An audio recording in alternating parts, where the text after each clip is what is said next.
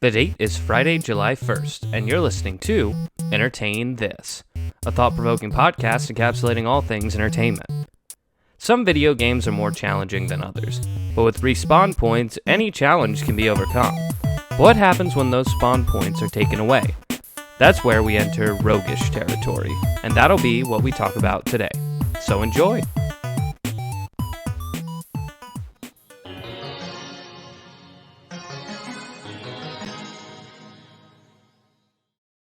Welcome, ladies and gentlemen, to your favorite show on the internet encapsulating all things entertainment. It's Entertain This. Entertain This. As always, I am Alex. I'm Michael. And I'm not Nick. Shit. Wow. This is awkward. Sorry, guys. Not like always, I'm Alex. I'm Michael. And I'm Chloe. It's got the same ring to it. Can we try Can we try in a different order? Can we try Chloe second? Sure. I'm Alex. I'm Chloe. And I'm Michael. That doesn't work either. Oh, damn it. It really needs to end on a one-syllable name. Mm-hmm. Can I be Chloe? We could try it. All right. All right, take it from the top. Play the music again.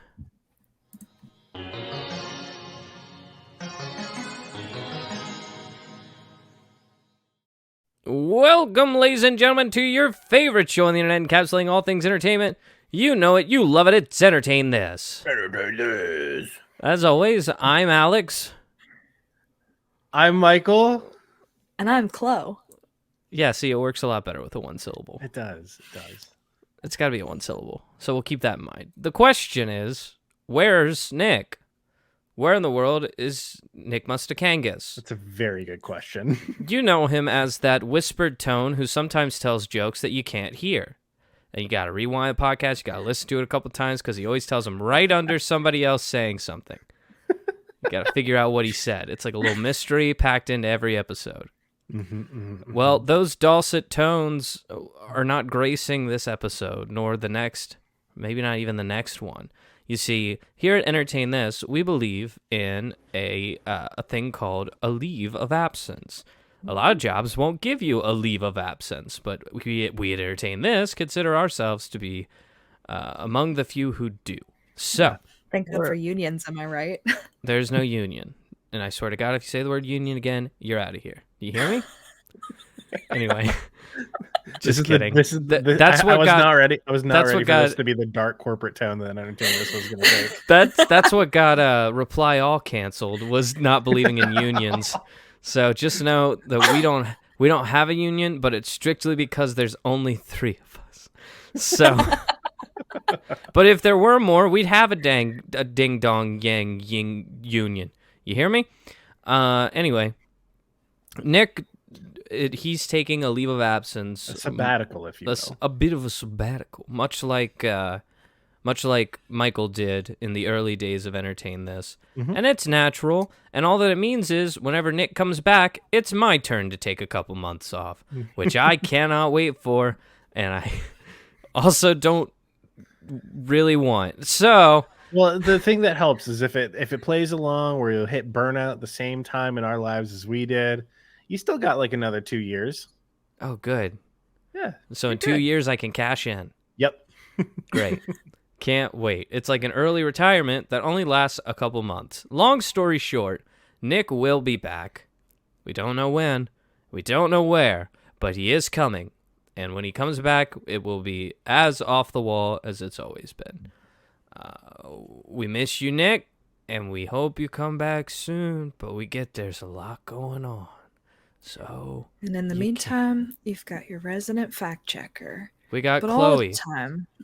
Well, we're going to do it a lot like we did Michael, where we have kind of a host step in each month, and if we like one better than Nick, then we'll kick him off permanently. And out he goes. Yeah, and that Just totally kidding. never happened with me, right? Huh? That never happened with me, right? You never even told me you were coming back. I just showed up one day. I think one day I came to hang out with you and you said, I'd like to come back. And I said, thank God. It's like while we love and respect everyone's decision to take sabbaticals and take time off, like, god damn it, does it mess up the fucking flow? Yeah, man. I tried desperately to get like a 1 month host to join in, and it is difficult to get people to work this much time into their lives that they haven't already been doing. Like, we as a podcast have been going on for almost 3 years now, if not 3 years. Oh. Ish. Maybe a little less. I don't know. Nick would have told me if you were here how many. It's probably 2. Anyway, we've been going for a while, so like we have that expectation weekly of like on Wednesdays we're going to meet up, we're going to talk about entertainment. Yeah. But it's hard to find somebody and be like, "Hey, can you be there every Wednesday for a month?" And also, we're going to have a guest on and you're going to talk to them too.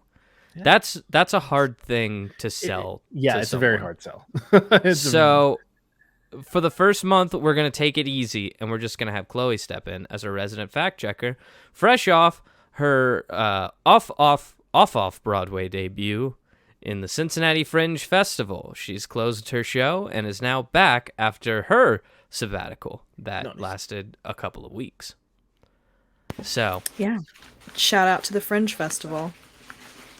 What's that sound? It's my roommates. I'm going to go shut the door. That's a good call. See, it's our first episode, so we're learning. That being said, we do have an episode this week, and we need to get back into the meat and potatoes of what Entertain This is. Yep. It's the first week of the month, which means it is Michael's show. Yes, On to sir. you, Mike. Hello. Hi. I'm Michael. It's my turn this week. Mm-hmm.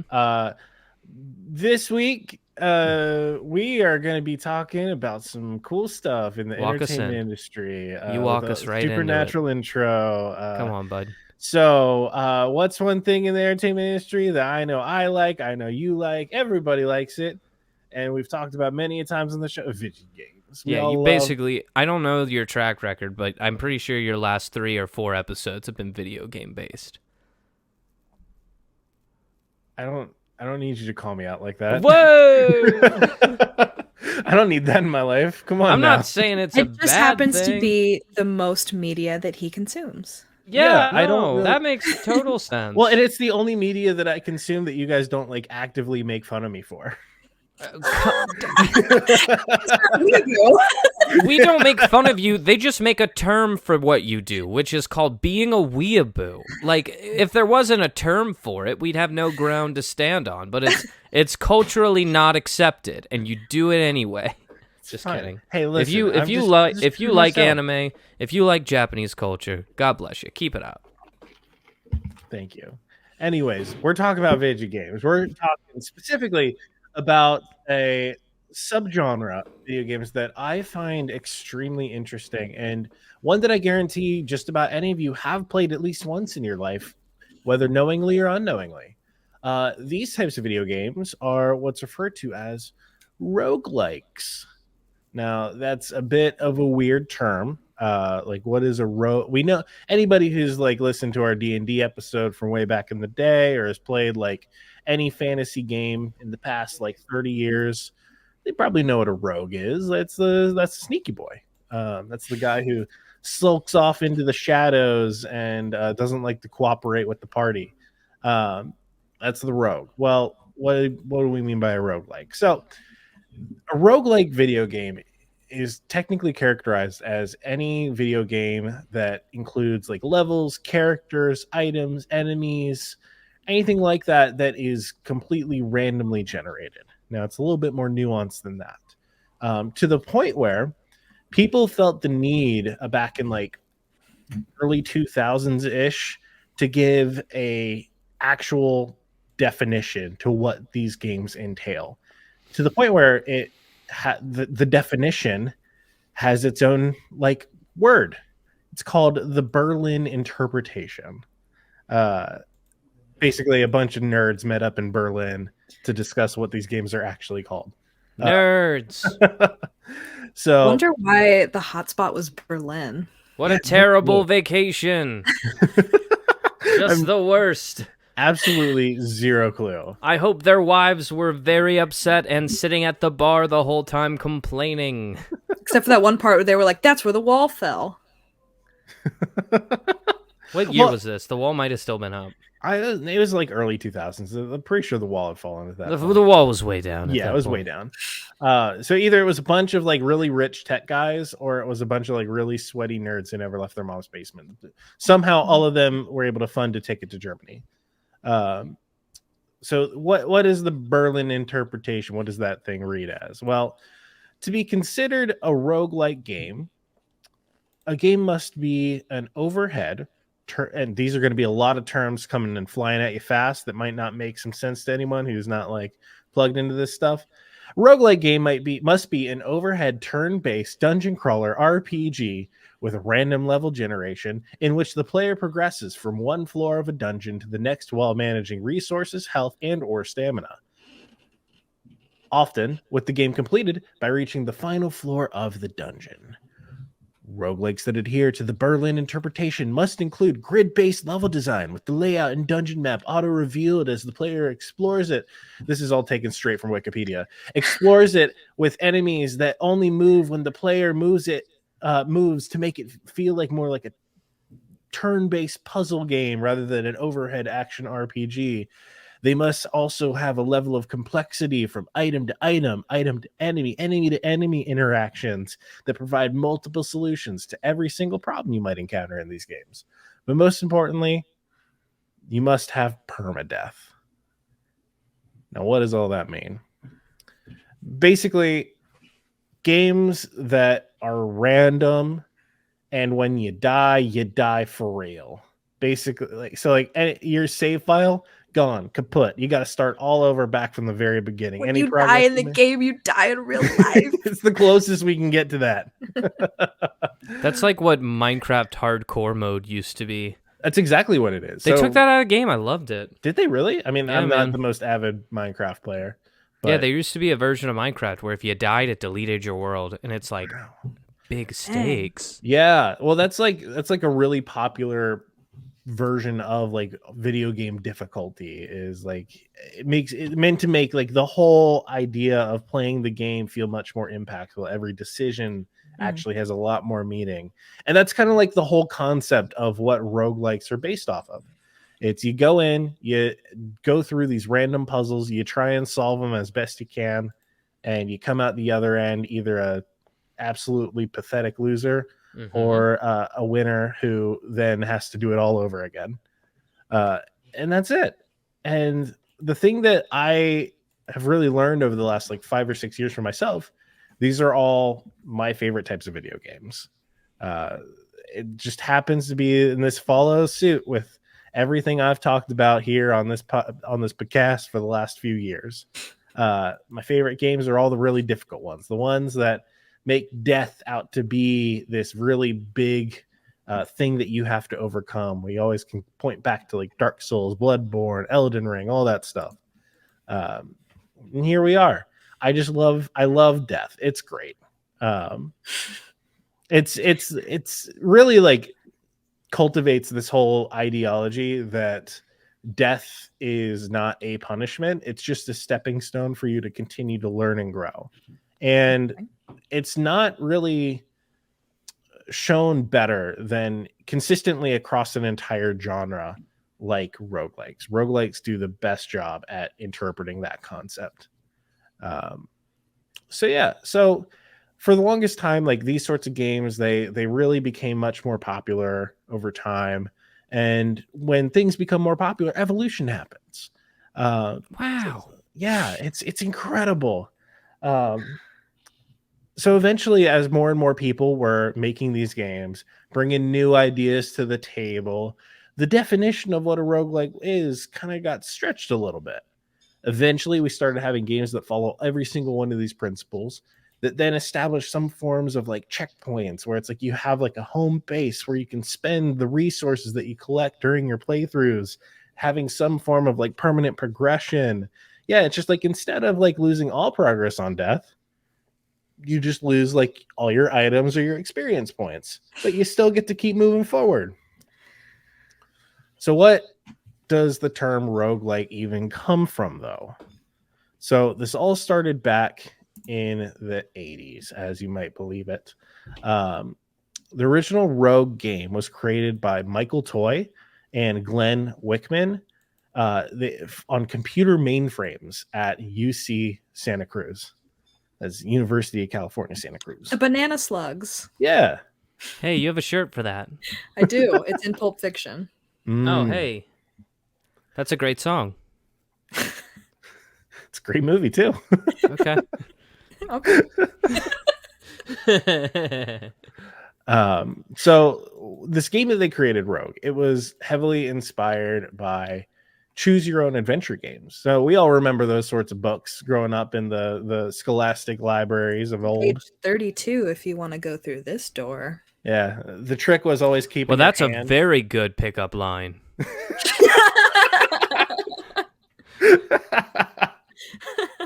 As we all remember, the trick to those was always keeping your hand on like whatever page you were leaving from. That way, if you see a death immediately, you just flip right back. I don't know why my brain forgot where we were a second. I thought you were giving them the advice of, like, if you're ever in a maze, keep your hand on one wall. Get back to where we're at. Listen, it's been a long day, and all of our shit is just like all over the place. Yep. Okay, so I have a question. Please fire them off. Donkey played this game. Let me check my facts here. 3 years ago on YouTube called Enter the Gungeon. Yes. Does that qualify as a roguelike game? Well, this depends on what kind of nerd you're talking to. Sure. Because like let's be real here. Any of you nerds out there, and then not talking to you two, I'm talking to like anybody in the nebulous you. Any one of you that are like, no, the Berlin interpretation is the only interpretation. That's all. Everything that's not a roguelike is a roguelite. And that's like a really stupid and pedantic differentiation. It's just like it's not the exact definition we gave, so we have to give a new definition to it. It's like, and just stretch the old definition. Words change meaning all the time. Right. How we got fucking English language there, man. Give it a rest. But yeah, so Enter the Gungeon is a perfect example of a roguelike game. That's the first thing that popped into my head. It was like the only example I could even think of. Yeah, like it is. Enter the Gungeon is a game by, I think, Devolver Digital, where you play as a teeny little character, and you are kind of navigating your way through this dungeon, aptly named the Gungeon. And your whole thing in there is that you're fighting against other little bullet creatures with different guns that you get throughout your little journey that you can power up as you go through. And then at the very end of it, whether you die or you make it to the end, you lose all your progress essentially, except for little bits of like currency that you get to go back to the home base and spend it to either unlock new characters or to unlock like permanent power-ups. That's basically it. Enter the Gungeon's like a very comedic take on them that gets to be very fun. And this is where like it really conflicts with the Berlin interpretation. Feels like every time I say that I'm saying like the Geneva Convention. Who were these guys? Who? The Toy and Wickman? Who made up the Berlin Convention? Oh, literally just a group of nerds. That's it. They had no say. They did not work for a gaming company. I'm sure some of them did, but like... It just sounds like they went on vacation, and while they were in the hot tub, they were like, we should come up with a name for something like this. No, this was like people came together for like a conference about roguelike games. And it's the most like... So if they didn't have the title roguelike game yet, what did they call a conference, Michael? I don't know, man. Take a guess for comedy's sake. Oh god, what's the most pretentious nerdy thing I can think of? Kill Quest. Yeah, Killcon. Killcon. Like now what's the longest name that we can give it? Ooh, the longest name. Let me pull up synonym.com real quick. The convention for games in which when you play them and you die, you no longer get to play them and you must start from the beginning. Name to come in convention. There you go. I like it. There is a book that's been published on TaylorFrancis.com called The Berlin Interpretation. And it says is it's- about history. It's a collection from the conference, so there's Oh, that. really? Oh, dang. So there were enough people that like cared about this that like they actually like published work. There is literature about it. That in and of itself is pretty wild. Mhm. Yeah. Well, I mean, like if there's one thing that you can count on about like a group of nerds, it's to document the stupid shit that they come up with. That's pretty much what this podcast is in a nutshell. Exactly. Like I guess I can't really say anything better. Can't make fun of them too much. Right. But yeah, so let's take a step back into the 80s, just like we do when we watch Stranger Things, back to Michael Toy and Glenn Wickman. So they're at UC Santa Cruz. They are playing these sorts of adventure games, but the thing is with adventure games, like think about it this way: if you read the same choose your own adventure book over and over again, that same one, you know exactly what's going to happen when you make these different choices. It starts to become a little bit stale. There's not really too much of like a differentiating factor there. There's no sort of like, it loses the volatility from the first time that you read the book, where it's certain death is just awaiting 20 pages away. Mm-hmm. Even if the book is rated for like 10-year-olds. So they're thinking like, okay, like we know how to program stuff. Like the internet is new and fun. This is technically before the internet. But like we like computers and coding. I can relate to that. So they wanted to create their own version of these choose your own adventure games. And their core principle of it was that they didn't want to know what was coming next. They never wanted to know what was going to be around the corner. So what they ended up doing is they had this game that they ran through a terminal. Now, like, I don't know if anyone out there is computer savvy enough to know like what exactly a terminal is. It's essentially like a little window into the core root of your operating system on your computer. That's like, it's where you go to brick your computer when you're Exactly. trying to get Minecraft for free. exactly. It's exactly it. Everything I do can be traced back to Minecraft. Okay. But yeah, so the thing is though, with a terminal, you only got like the letters and symbols that can show up when you type on your keyboard. That's it. There's no sorts of like visual processing engine. There's really no graphics, none of that stuff that we're used to these days.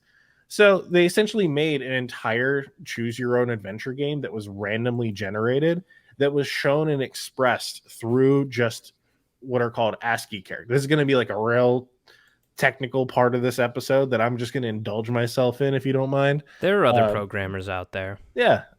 Shout out to you, by the way. Yeah. Sound off in the comments. There. Well, I guess on YouTube there are comments. Sound off in the comments. Let us know how you're doing. But yeah, so they figured out a way to like visually show this entire game through just ASCII characters. So ASCII being like the capital ASCII, basically just like the terminology for the different symbols that can show up on your computer. And it's through this that they ended up kind of getting this like cult like following. So I'll actually read a little quote here from one Mr. Wickman, one of the two. Most of the existing adventure type games had canned adventures. They were exactly the same every time you played. And of course, the programmers who invented all the puzzles, and they would know all of the answers to all of the games. And it was no fun for them to actually beat it. So we decided with Rogue. I forgot I was reading a quote. The program itself should build the dungeon, giving you a new adventure every time you played and making it possible for even the creators to be surprised by the game. Back in the 80s, that was like a crazy new concept. The fact that something could be like fully computer generated every time that you ran a program, and it'd be different every single time. So when we say rogue, we don't mean sneaky rogue. We mean rogue as an uncontrollable rogue, like a rogue machine. Well, let's hold up there a little bit. Okay, fuck. Because we're talking about, you got to remember is we're talking about nerds in the 80s. Yeah, all right. But they were all scared of rogue technology. Well, the thing is, though, is let's think about... That's when HAL existed, right? War games. Hold your damn horses there, Alex. No, you hold your I miss Nick. Horses in my back. You don't have horses, and neither do I. Keep Yeah. going. So let's take a moment and think about like what are things that nerds absolutely loved in the 80s. 1, computers. 2, Pocket protectors, sure. 3, button-up shirts, 4. brown belts, Let's move towards the entertainment side of things. What Dungeons and Dragons. Yes, you got it. Nerds loved Dungeons and Dragons. Math. They love Dungeons and Dragons. They love those Nice. quiz shows that their schools put on where they get to hit the button and buzz in. Oh God, what were those? Spelling bees, Well, that was science fairs. Like the trivia club, yeah, sure. speech and debate. Speech and debate. Yeah, Speech and debate. Nope, lost it. yeah. It's I got it fiddling back in my little mind swamp back there. Anyway, Dungeons and Dragons. Yeah, so all nerds love computers and Dungeons and Dragons in the 80s. That was Kids, these kids will not get their hands off of them math rocks and computer keyboards, and we don't know what to do about it. It's too enticing, and it makes no sense to me. So it must be Satan. They love them. Exactly. Back when I was a kid, we used to throw rocks at trains. Now what? Look at them. They're throwing rocks at my kitchen table. This sucks. And We gotta get him doing trains is perfectly good Christian entertainment. We gotta do something else. We gotta get them doing something else. What else? What else are we gonna get them to do, Mike? Well, let's make video games. Okay. Will they stop throwing rocks at my table? Yeah, they'll be too busy sweating it up until 3 a.m. trying to type on their keyboards. I don't care what they do. We'll put a lock on their door for a reason. They can do whatever they want in there with their keyboard.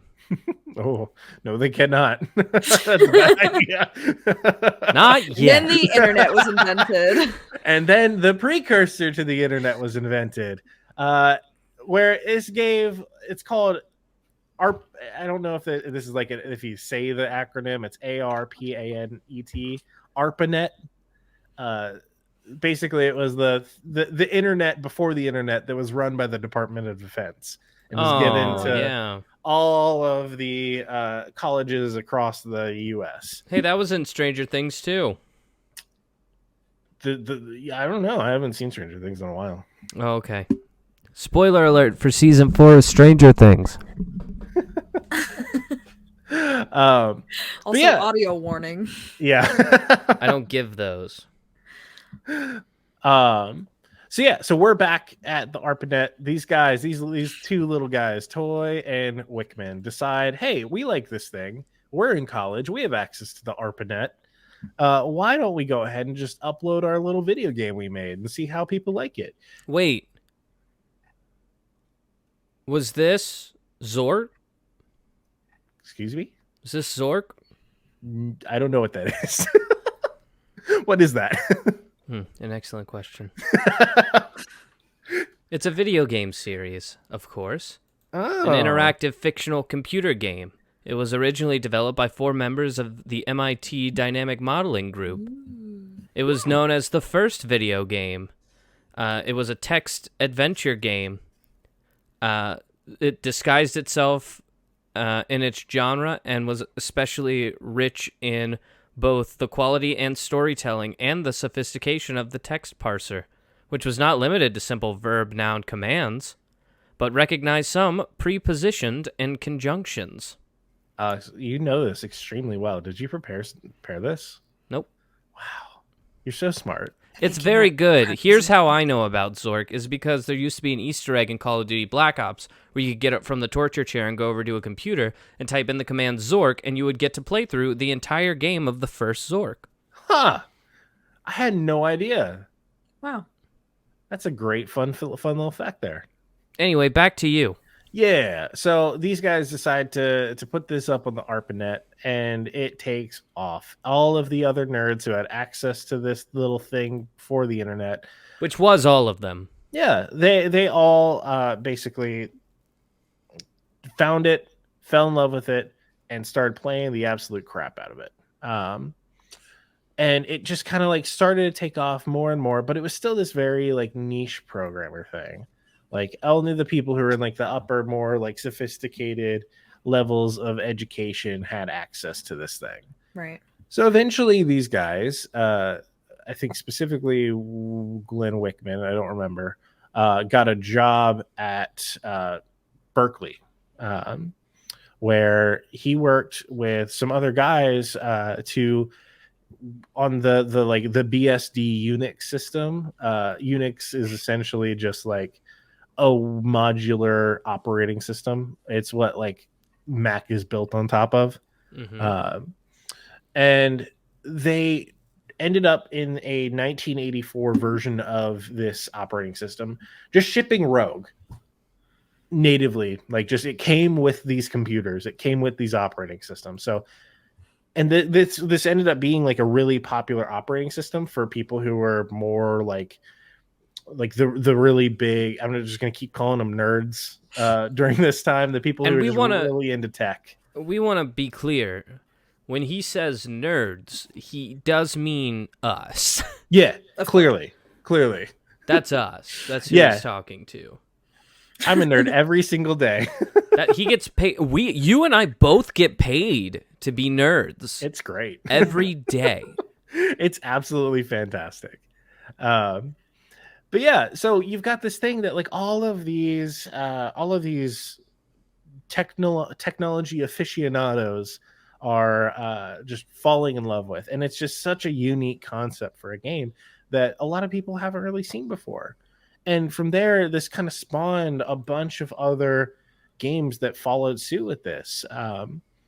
They're especially coming out of like Japan. I mean, this is at the time where a lot of video games are coming out of Japan. It's like the first little founding steps of little games like Squaresoft and Nintendo, where they're just having a great time and making cool stuff. Nintendo. And so so there's this big nebulous period of roguelike games, which is really, really, really cool. But let's fast forward it a little bit, because a lot of the stuff didn't really evolve for a long time. And now let's move more into really the last like 15 years. And along comes a little game called Splunky. It's a cute little game about being a little cavey boy going down into these stalactite and stalagmite filled caverns and trying to find treasure and trying to beat. It's a game about just being a little guy, and doing a lot of little stuff, and just being a silly little guy. Yep, you got to fight like the little creatures that come in this cave. Got to try and make it all the way to the end with your treasure, so you walk out all successful. But they decided to make this one a little bit of a roguelike game itself. So what happens if you die to those creatures in the game? All your progress gets reset back to 0. No. What? Except this game took a little bit of a diversion. We talked about the Berlin interpretation before, where everything must be like a grid-based level design. It has to be like a turn-based puzzle game. Spunky decided not to do that. They decided to take a little bit of inspiration from games like Metroid, the one with Samus in the orange armor. Samus. Yeah, we all know her from Smash Bros. Samus. Yeah. They decided to take inspiration from that and turn this game into more of like a Metroidvania type style of a game. And everyone who attended the Berlin interpretation was like, you're not allowed to do that. That's just like, you're not allowed. Like, that's not a roguelike game. You can't do it. Meanwhile, everyone in the world who played this game was like, no, this game is fantastic. What do you mean it can't do this? Like, this is an incredible game. And it shares all of this awesome stuff with these games that you guys really like. You're not going to like it on just the principle of it being different. It's basically how it went. But what they ended up finding is like taking a lot of those base core features out of what roguelikes were, made these games a lot more interesting to your average everyday person. Just a lot more fun. Because, I mean, if we look back on it, turn-based video games have kind of gone out the window the last few years. People just aren't really playing those too much anymore. So people saw the success of Splunky and were like, oh, okay, that's really fun. What if we take those ideas even further? And then comes games like Enter the Gungeon. The Darkest Dungeon, which is kind of like a survival gothic horror version of all this. And one of my absolute favorite versions of this is a game called The Binding of Isaac. Binding of Isaac Rebirth. Okay. So have either of you ever heard of this game? I've heard of it. So a little quick dive into it.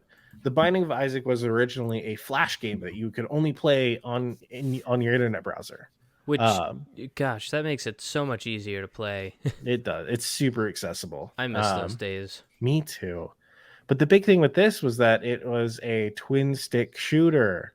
Now we all know those where it's like you got a controller, you got a point like with your right stick, like that's where you're looking and that's where you're going to shoot stuff. The left stick, that's where you're going to move. You just got to control two things at once.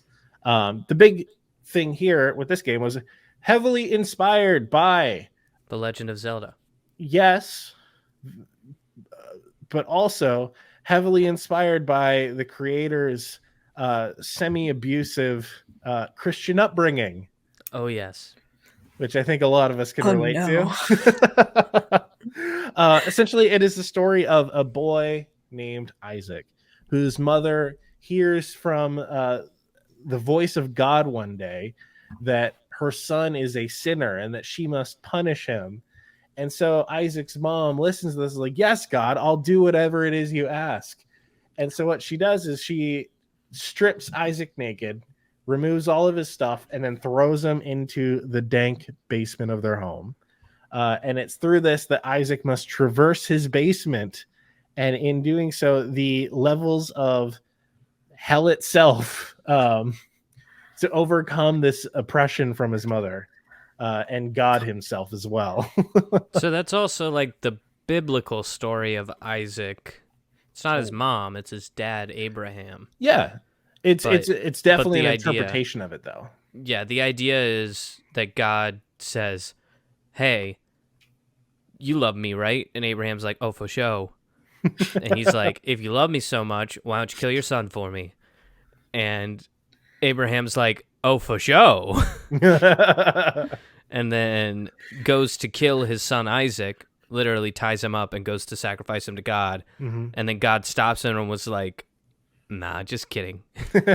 Nah, don't do that. Nah, LOL JK. LOL JK, just, kill that ram instead. Go get a ram and kill that instead. But I guess this time God was like, he forgot to send the memo that was like, LOL JK. The really cool thing with this one is that, like, to give you an idea of just the tone of this game, you are a small naked boy whose only weapon is his projectile tears. That's just my life, actually. His tears? His tears. Every time he blinks, he shoots more tears that can hurt the little enemies that pop up, like little poos that you fight. Or he's crawling through the sewers is what's happening. His crawl space in his house, basically. Okay. Yeah, you fight from little tiny poos with like corn in them, all the way up to the actual embodiments of the 7 deadly sins. Small beginnings. And it's pictures of this. Do you get to beat the shit out of your mom? Yeah, you do. Good. Yeah. Love you, Mom. Nothing against you. It's strictly Isaac's mom. It's not like his mom is like a person, though. These games get real metaphysical real quick. It's essentially his mom has taken over an entire room, and you have to fight the small exposed parts of her. Why is that? Because it's a game where you're fighting demons and poop. It kind of reminds me of Undertale a little bit. A little bit. I mean, Undertale is probably like a much more wholesome take on this sort of thing. It's I can guarantee you it's more wholesome than The Binding of Isaac. Yes, there's a lot more blood and gore in this one for sure. But Undertale's pretty spooky. Undertale's a little bit of a spooky game. I need to go back and play it. That would be a great especially episode. if you do the genocide route. It's oh yeah, that turns it into a horror game. Yeah. If you try to do the the pacifist route, and then halfway through you get bored, so you go to do the Genesis route, it's even worse because everybody remembers you, and they're like, "Oh, hey, Yep. Special sound effect for you guys out there. Feel free to use it in whatever future projects you have. We only take small amounts of royalties. It's fine. Yeah. By small amounts, we mean like pieces of cheese. Yeah. From your craft singles. You never notice they're gone, but you always thought you had one more piece of cheese when you get to the bottom. Or just like the dust left from the like taco shredded cheese bags. We take that clipped toenail clipping that you couldn't find after it flew across the room, and tax papers. Basically anything that you've been looking for in a time of need, or just out of like it just disappears from the world. You got it. And we don't always take things. Sometimes we just, keep them for a little bit as sort of like an even exchange pawn shop situation. Yeah. That's like your Social Security card. We'll have that for a couple years and then we'll give it back. So the Binding of Isaac, huh? Yeah. So the Binding of Isaac. So that's basically this game. It like is just a wild ride from start to finish. There's the Flash game, but then there's also a new version of it called the Binding of Isaac Rebirth. Ew. There's also an expansion called the Binding of Isaac Afterbirth. I'm not over getting born once, let alone twice or thrice. There's a card game as well. There is the Legend of Bumbo, I think. Bumbo? Yeah. Bumbo's one of the items you can collect, and he's a little guy that travels around with you. And he's just an even littler guy. Yeah, he's an even littler guy. And he's an even littler, sillier guy. And he'll just take your coin from you and give you little goodies for it. He's just a littler, sillier guy. Yeah, he's a good guy. Wait, I googled him and he can get huge. He's just a big old goofy boy. He's just like a mound of a little boy. Yeah, why do these pink mounds have teeth? Why wouldn't they? Like Have you seen the movie Teeth? Oh. Okay, Google that, but don't react to it on the show. I don't want to. Okay. But yeah, so go give that game a try. Like it is, if you can handle the objective absurdity of it, like you're gonna fall in love with it. Like some of the most fun parts about this game is that every item does just like a little bit of a tweak to major tweaks, and it's the most fun seeing how all of those item interactions just happen and what the end result is, because it can get absolutely wacky. And just tons and tons of fun. But where does that take us? That takes us to what I've been doing with my life for the last 3 weeks. And that is playing another roguelike game called Hades. Have either of you heard of this one? Again, heard of. Okay. It came out in 2020, so like 2 years ago, and took off. People loved this game, and to the point where I think it even won the 2020 Game of the Year. But so this game is part of a series of games by a single game developer called Supergiant Games. Supergiant Games was a studio founded by two people, Amir Rao and Gavin Simon, in 2009.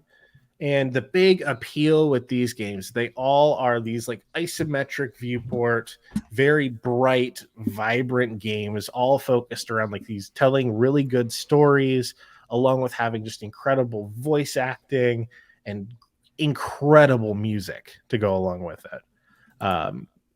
Their kind of foray into the gaming industry started with a little game called Bastion back in 2011. Bastion is kind of like a little action RPG where you play as a guy called the Kid, where you just wake up in this post-apocalyptic world and you got to fight through it, trying to figure out what's going on. And the big draw with this is that as you're going through this game, everything that you're doing is narrated by just one guy. And so it's like if you like decide to, like if you accidentally fall off a cliff, it'll just be like, yep, and that's when the kid fell to his death. and then the kid falls right back onto the ledge. Like, nah, I'm just kidding. Keep going. And these games are just incredibly charming and just super unique in the way that it decides to tell its story. This is kind of like another one of these like twin stick shooter style games, but you can tell that like it was especially incredible for the time. But if you go back and play it now, it definitely has its hiccups. Like the combat is not the best. Like the movement isn't like the best. Some of the systems in it aren't like the most captivating things ever, but still an incredible game. I went back like 2 or 3 years ago and played it again.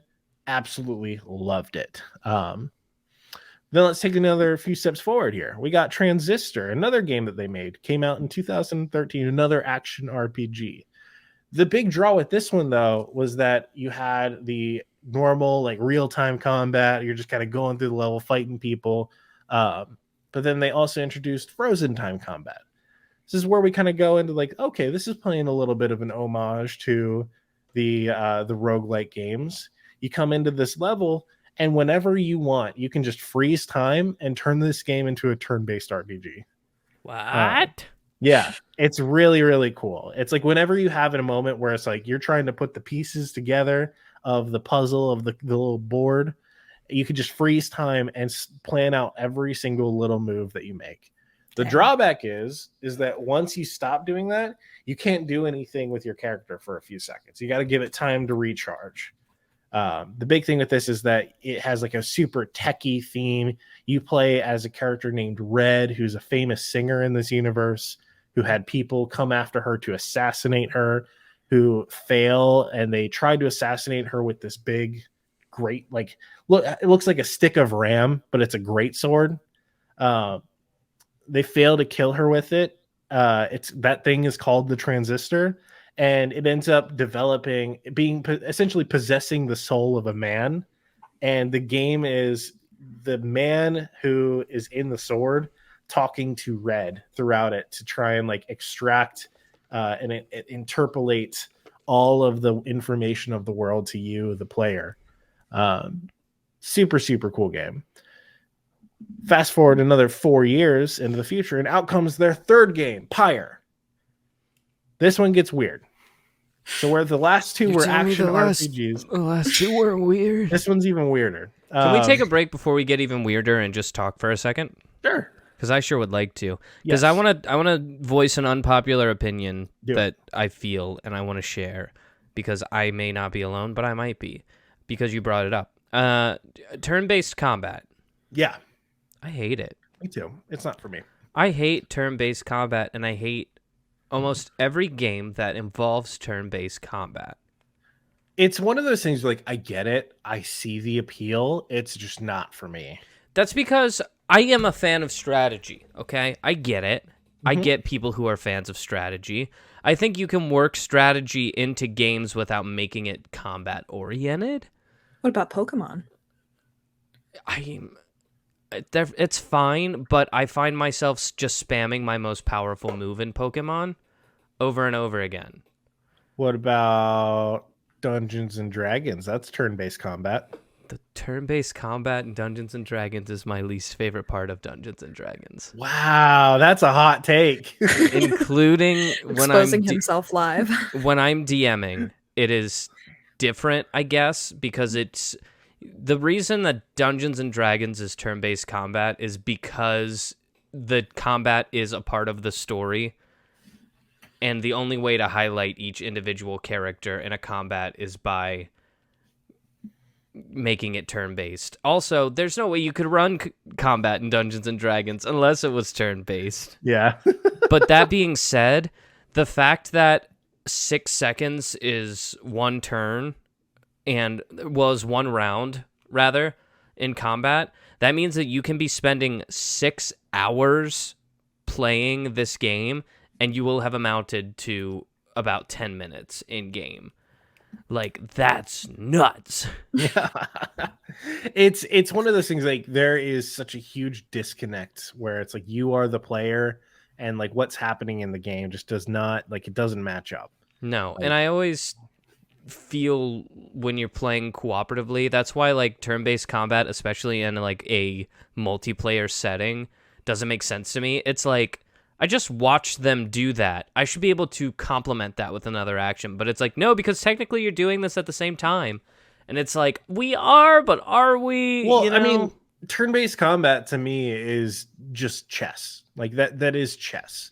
It's like one person does one thing, does one move, next person does another thing that's one move, and it's just trading that back and forth, back and forth, back and forth.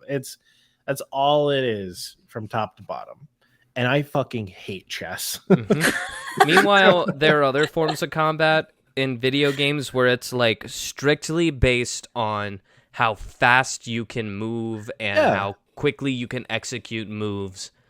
Well, and you've trained to it do. It made video games a lot more accessible to a lot more people. It turned video games from something that was like you had to be like relatively smart to process all this information, interpret all the numbers, and get to the end goal of getting the other guy's health down to 0, to like, no, like if you're like, you can be just better at this game than other people. You there's a much higher level of like reactivity and skill that is involved with it, which for most people is easier to learn than learning heavy in-depth strategy.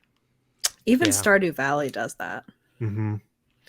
It just makes more sense at this point, depending on the game. There are still Stardew Valley does what exactly? I'm sorry. I remember there being combat. Real-time combat, yeah. Yeah. And when you're in the cave, right? You go down into the mines and the caves, and like bugs and snakes and shit come at you. And as long as you have good weapons, you gotta hit them with shit. It's kind of like smack them. It's kind of like Terraria. If you ever played that's how things should be. Yeah. That's how the Binding of Isaac is. Yeah. It's exciting.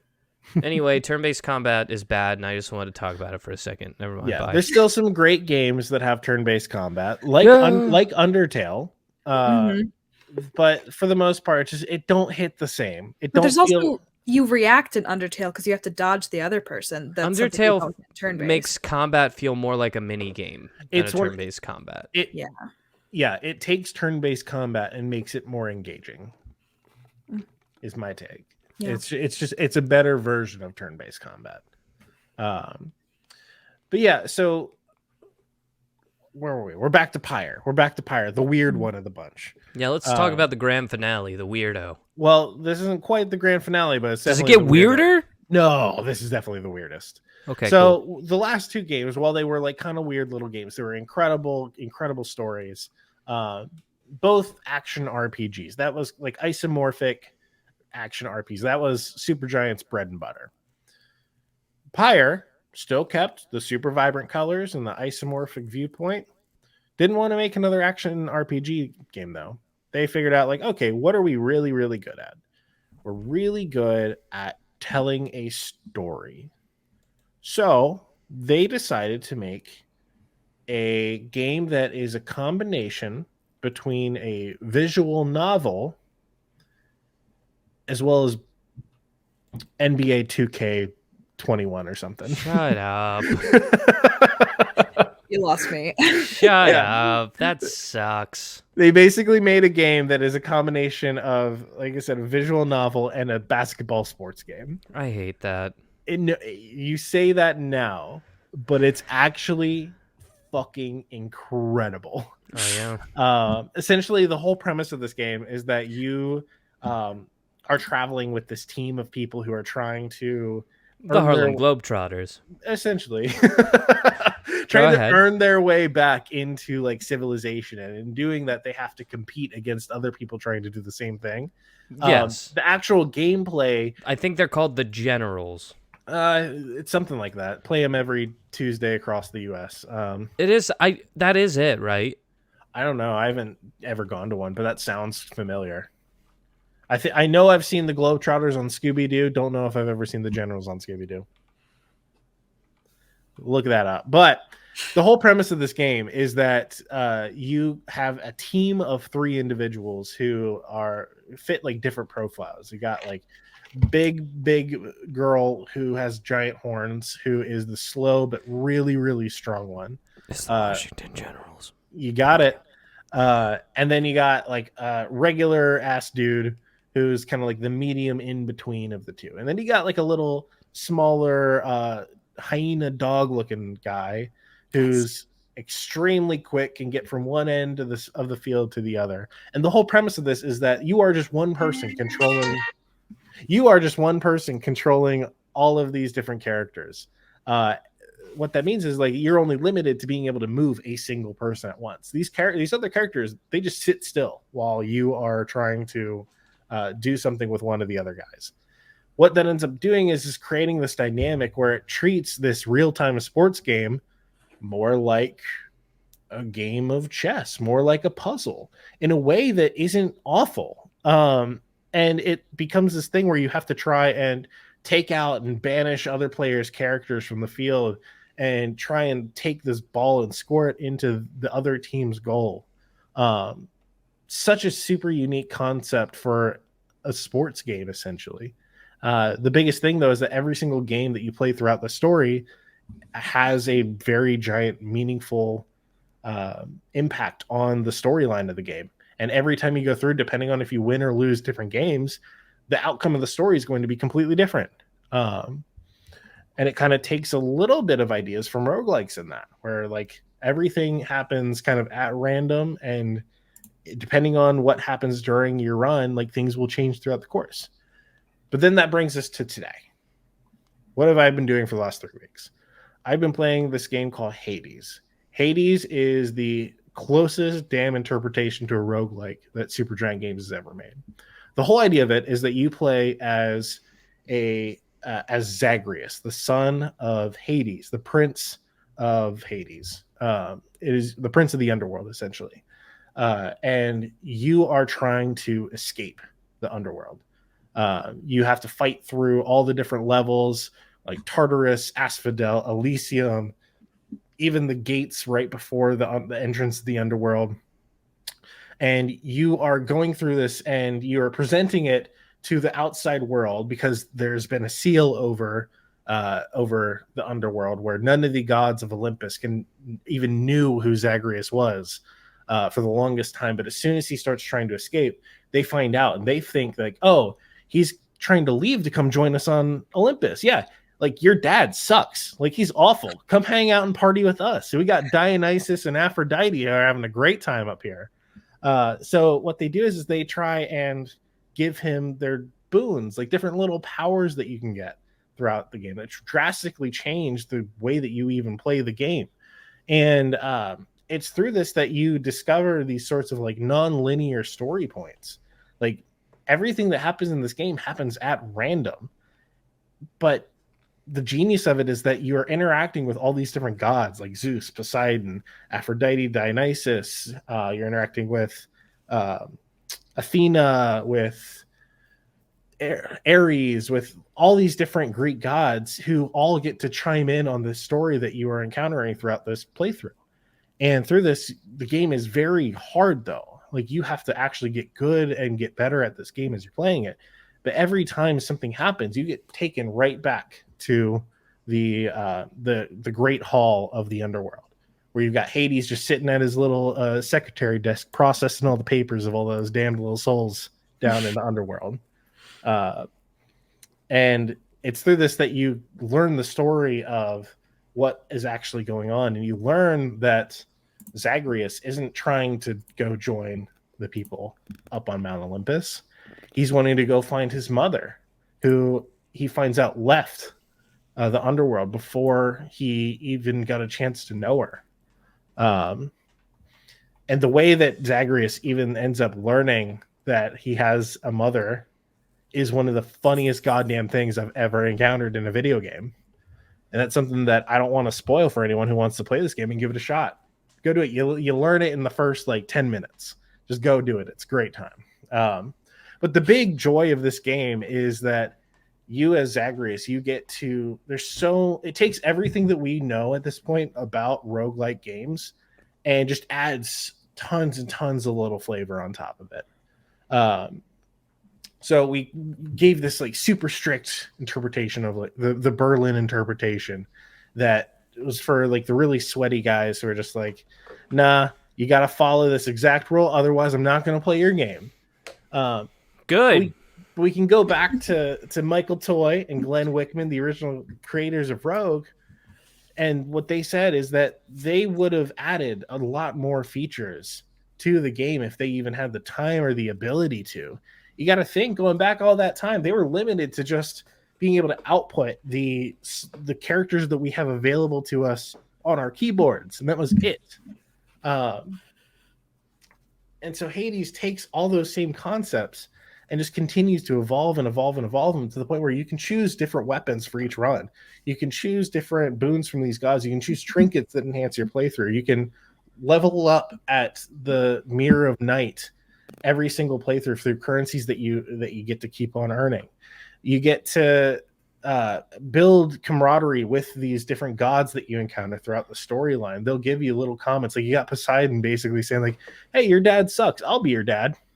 And it's like these things that happen after you've played the game for like 10 to 15 hours. It's like the content just never ends. And even then, like you get to the end where you actually have to fight your dad, Hades. And every single time it's this meaningful encounter that you get to learn more and more about your dad's past and how it's through that you learn like why he feels the way he does about you and the world outside of the underworld. And it's this really like at some points heartwarming, sometimes a little too real thing. But it is just this incredibly meaningful game that even if you've never played a roguelike, or if you have and you didn't really enjoy it, go give this one a shot. Hades is incredible and such a good time. Nice. Yeah. Wow. What an episode. Yeah. I did a lot of talking. We did a lot of jumping. I really like your episodes, and I think some people prefer them over our other ones that we produce because they are so like leapfroggy. Like we got to talk about so much in one episode. Yeah, I got ADHD, and this is just how it manifests. You have 80 of them? I got ADHD. Woo! I only got one HD TV. I think it might be a 4K. Yeah, anyway, when we get back from our brief musical interlude, we're once again rejoined by the ghost of Nick Mustakangas, as well as last month's guest, Clinton Avery Tharp. So we'll be right back after these musical interludes. We're back from the musical break. And did you know that it's the same day as the day that we recorded the last part, where I said we were going to go to quick this? No, it's not. It's a different day. Nonsense. What? No, Clinton, come on. Oh. We're here again with Clinton Avery Tharp, the amazing, very talented, viral TikTok sensation, a self-proclaimed furniture scientist and throw pillow expert. Did I get that right? That is correct. Thank you. He's back with us so kindly. Set aside some more time so that we can record a quick this hosted by none other than Clinton Tharp himself. Are you ready, Clinton? Yes. All right. The time is yours, and the time starts now. So, guys, I want to talk about a show that I've been watching that I finished recently called Severance. Let's talk about Severance. It's on Apple Plus. And when I first was going to watch it, I was like, man, I don't know. Like, this is probably going to be hilarious because it's got Adam Scott in it. Mm-hmm. Yeah. And you're like, oh, this is a show as to if in Parks and Rec he would have taken the job in accounting. Exactly. Yeah. Adam Scott, exactly. Parks and Rec. He's in Step Brothers. Mm-hmm. Did you guys ever see that show Party Down? It was like I'm about unfamiliar. a catering I crew. did. That's where I first saw him. That show was on like 2009. He was also in a couple of episodes of Boy Meets World. Fun Was fact. he really? Yeah, he was like actually in an entire season of Boy Meets World as like the main antagonist.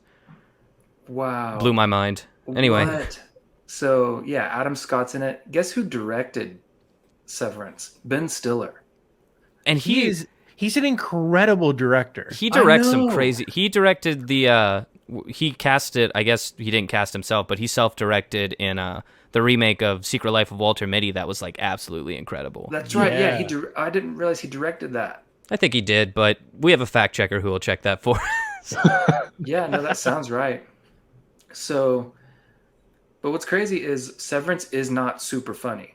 It's Oh, like it's funny, but it's more like drama and mystery and science fiction and dystopia, and like a dark comedy. Interesting. But so watching it, it's sort of like meditative and whatnot. But it's really cool. I'll just read this about it. Go ahead. Severance is an American science fiction psychological thriller television series created by Dan Erickson and directed by Ben Stiller. It stars Adam Scott, Zach Cherry, Britt Lauer, Trammell Tillman, Jen Tulloch, and quite a few other people. Guess who also is in it? John Turturro, Christopher Walken, Christopher, that was very good. and Patricia Arquette. Did you know you had a little Christopher Walken in you, or did that just? No, I was just- walking and talking. That's String-eyed. wow. Do you That was practice? American science fiction Is this psychological thriller? Is this the first time that you've done this? I used to do it a lot. You're very good at it. Thank you. You're very good. Hey, that's our Whoa. fact checker, Chloe. What do Yeah. we do? Hi, it me. I'm here to tell I you. summoned her.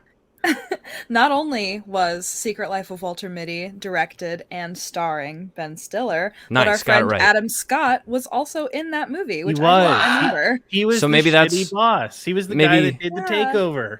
Okay. They must be really good buds. Maybe Yeah, that's where they met up and started working together. I actually Yeah. heard Ben Stiller on Smartless on that podcast, and he was talking about how like he saw Adam Scott like in Step Brothers or something and was just like, that guy That's my is dude. so good. Like his face, he just played the asshole so perfectly. Mm-hmm. Yeah. And apparently that's kind of what happens to Ben Stiller. Like he gets kind of obsessed with people. Like Owen Wilson was another one that he's like, okay, he's just gonna be in everything I do for a little bit. And that's wild. I think the case with Adam Scott. I love So yeah, we never see Ben Stiller in Severance, but man, I'm telling you, if you're looking for a show to watch and you're a person that likes, obviously we all like comedy. If you don't like comedy, then there's something wrong with you and you should figure it out. Go to a Yeah. therapist, get help now.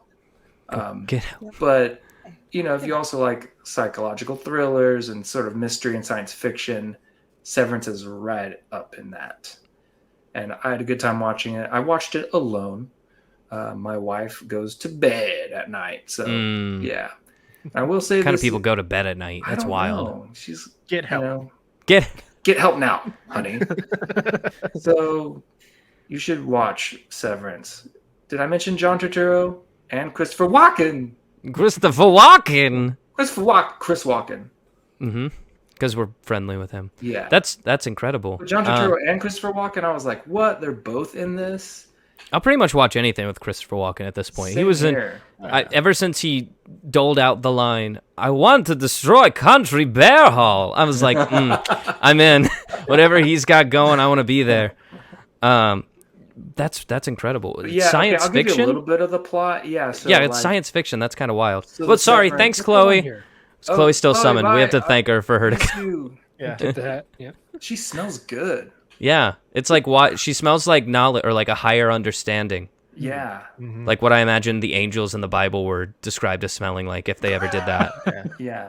It's kind of wild. Anyway, you want to just I describe? can see that. Like Charles Dickens took over part of the Bible. He's like, the angel smell, right? It's kind of wild that he didn't. Now that we're really know. thinking about it, meditating on it. But yeah, what's Severance all about? It's weird that you So- said it was sci-fi to an extent. Yeah, a little bit. So basically, it's like sort of in the near future where some people at their jobs, they are severed, where the person at their job is like a different version of them, kind of like one day you just wake up and you're like, whoa, this version of me is the person that's going to work. And so in the show, when they get to work, I'm me, Clinton Tharp. And I get to work and I go down the elevator. Once I get down, it's like I get severed and it's like, whoa, I'm Clinton Tharp's innie and he's my outie. and I'm here just to do this work. And then when I go back up the elevator, I don't remember anything that I've done, and I'm living this separate life as the worker version. So That's wild. That version of me. Yeah. That's their only reality, is like, anytime I wake up and I'm at work. That's why. I mean, it speaks to disassociation, which is incredible. That's sort of a metaphor, and especially nowadays, that's kind of what we've all fallen into, which is unfortunate. But wow, that's super interesting. I'll definitely be checking that out. And I have a suggestion for you on a show you might want to watch. Really? That Ooh, I think a mini this. the first one. A mini this, the first ever mini this. It's in the same realm. It's called Barry. Have you watched it yet? Oh yes, I just started it on HBO. Yes. It's got Bill Hader in it. It's another one where you're like, oh, I want something funny and light to watch, and then you start it and you're like, oh, I'm actually not gonna get that, but I am gonna watch this. Yeah, exactly. It wasn't check it out. Super funny at first, but then it's definitely got its comedy gold. It's got its charm, rarely from Bill Hader, is what I'll say, which is wild. I know. All the comedy he's hilarious. He seriously is. He was on SNL for so long. Yeah. But that's another episode of Entertainment. He's also a great actor, which is what he's showing you in Barry. Yes, which is something that he has not gotten the chance to show, I don't think, before Barry. Not enough. Not at all, I don't think. I'm only like 4 episodes in on Barry. There are 3 seasons. You got some catching up to do. Ooh. And I just saw that there's going to be another season of Westworld. Mm-hmm. Did you guys watch that? Yeah. I'm not fully caught up on Westworld. Oh, it's so crazy. Like the last season, you're like, I don't even care what's happening. It's just cool, man. I don't even care. These robots, man, they're sexy. Yeah, and that's basically you'll sell me on it. That's why I watched iRobot. That is half the show. Incredible. Okay. Another episode of Entertain This in the bag. Thank you for coming back on, Clinton. Much appreciated for dealing out a little bit more of your time to do a quick this for us. It was fun. Yeah, of course. We love talking about stuff that we love. Severance is one of them now. Up on the shelf of quick thises that we've done. Go ahead and plug your stuff one more time. Episode number 2, you can plug your stuff again. Hey guys, Clinton Avery Tharp here. You might know me from TikTok, or that's pretty much it.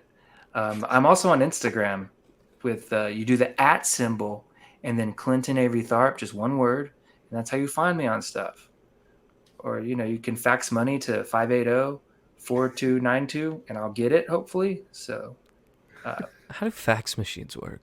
I'm not sure, but if you send the money, or you could do it to my Cash App, but don't send me any dirty money. Anyway, what I'm trying to get at is I'm Clinton Avery Tharp, and I had a really good time being on this podcast. Hopefully I can come back sometime. Oh, heck yeah. You're welcome back anytime. Shoot us an email and be like, I'm coming on this week. And we'll be like, okay, we'll make room. Yeah, we'll adapt. We'll adapt. Yeah, I just want to be like the little side guy that's like, hey, I said a little thing. Okay, here's what I need you to do is just take a little bit of time to just record a bunch of quips and then upload them all to the Dropbox that I'm going to invite you to, and I'll just throw them in randomly to all the future episodes. So we'll have sounds good. We'll have a little Clinton in every episode. Yeah. Incredible. Thank you guys so much for listening. Thank you again, Clinton. Great having you on. If you have anything in the realm of entertainment that you want to see us encapsulate here, our goal is to encapsulate all things entertainment. If you want to help with that, then you can send us suggestions, and you might just end up a guest on the show like Clinton was last week. So there are a couple different ways that you can reach out to us. Number one is you can go to our website, www.entertainthis.net/ET podcast. We got a couple of shows up there, but that's how you get straight to ours. Scroll all the way to the bottom. There's a questionnaire that you can fill out that gets sent straight to us. You can send us an email. We're thispodcast@gmail.com. You can send us an email with your suggestion. You can also find us on Twitter. We're entertain_this. On Instagram, we are Entertain This Podcast, and on Facebook, we're Podcast Entertain This. And as always, entertain us so we can entertain you, and you can entertain this. We'll see you next Friday. Bye! Yeah. Bye.